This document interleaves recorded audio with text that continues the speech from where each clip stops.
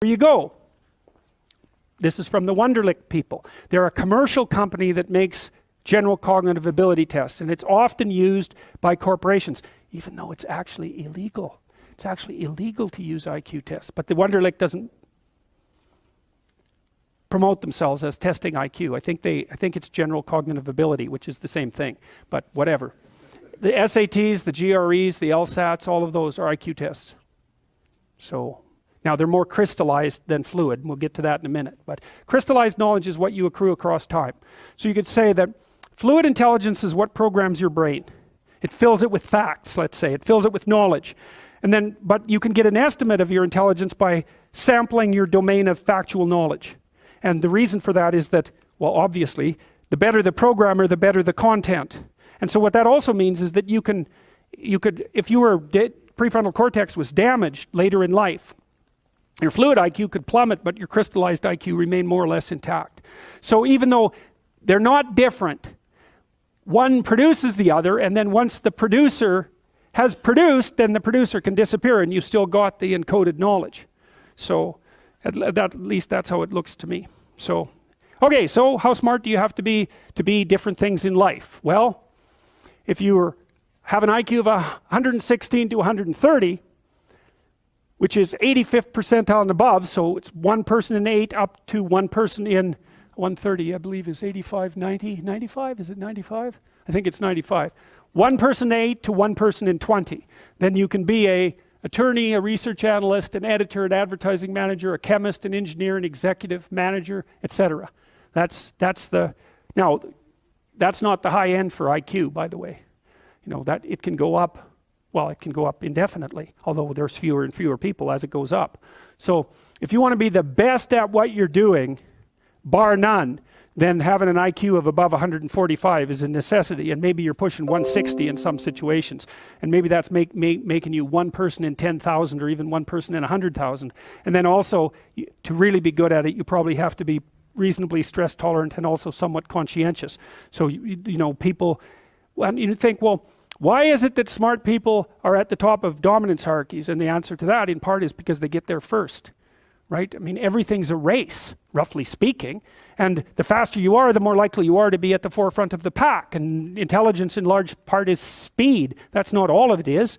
So if you're moving towards something difficult rapidly, the faster people are going to get there first. So IQ of 110 to 115, so that's 85th to 73rd to 85th percentile. Copywriter, accountant, manager, sales analyst, general manager, purchasing agent, registered nurse, sales account executive. If you look at universities, the smartest people they're above this. Who are the smartest people at university? What do you think? Mathematicians, physicists and mathematicians, right. I could tell you who's on the other end, but I won't. Yeah, I'd like to though. Anyways, okay.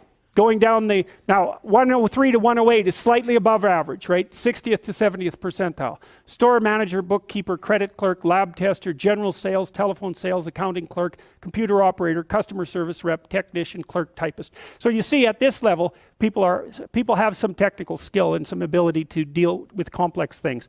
Okay, that's dead average. 100 is average.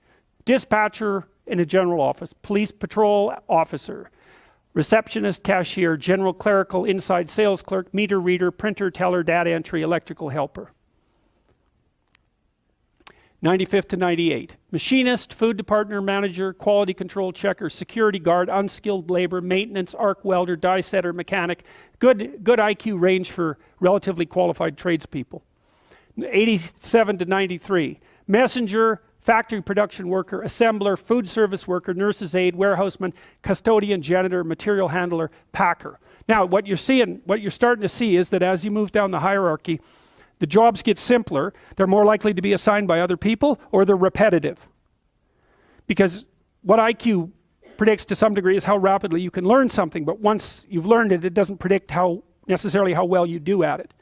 And so the more repetitive jobs people with lower IQs are more suited to more repetitive jobs. Under 87, is there something? Well, no. Right. That's a big problem. And it's something our society has not addressed at all.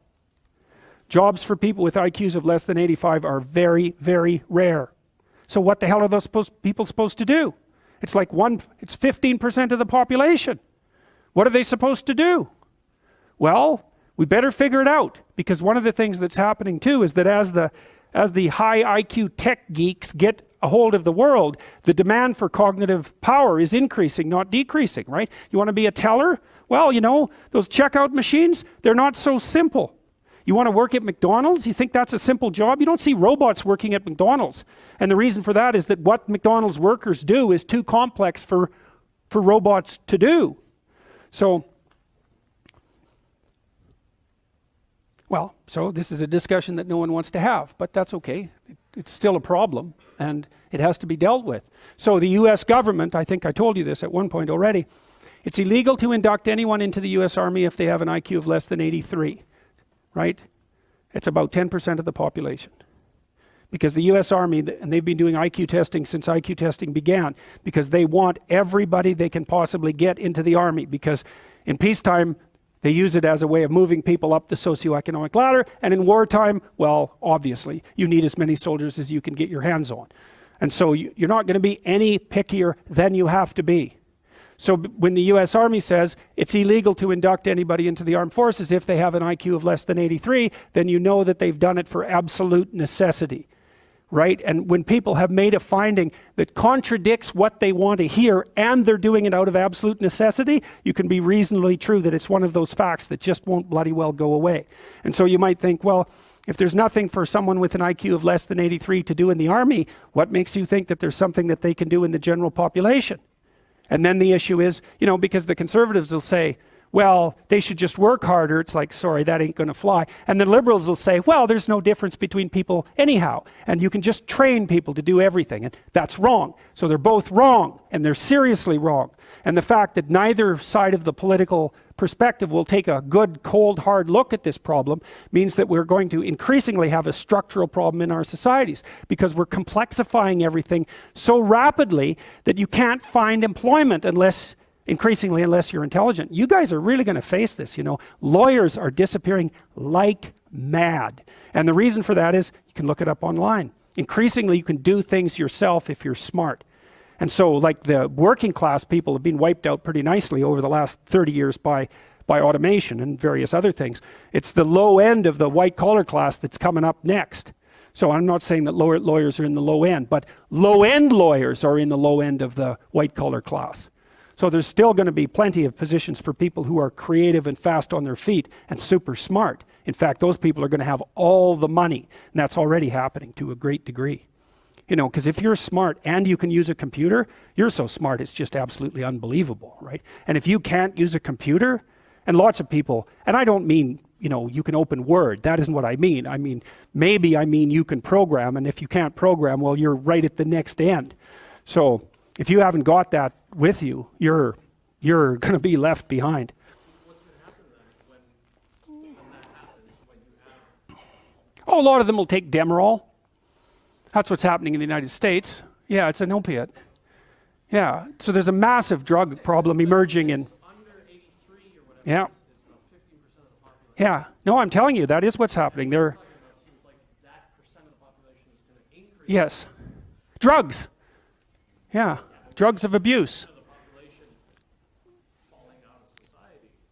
Well, what is happening to a large degree is people drop out of the employment race. They get very depressed. They develop chronic pain problems, especially if they're men, because chronic pain and depression are very much the same thing. And then they subsist on opiates, which are subsidized by Medicaid in the US.